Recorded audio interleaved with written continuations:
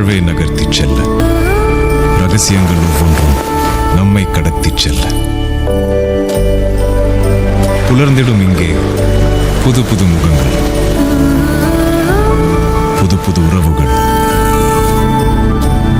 புது புது அனுபவங்கள். இதிலே பிறப்பொரு தேடல், இறப்பொரு தேடல், பணமொரு தேடல், குணமொரு தேடல், புதுமை ஒரு தேடல், பழமை ஒரு தேடல், உணர்வொரு தேடல், உணர்வொரு தேடல், வினா ஒரு தேடல், விடை ஒரு தேடல், காதல் ஒரு தேடல், வாழ் ஒரு தேடல்.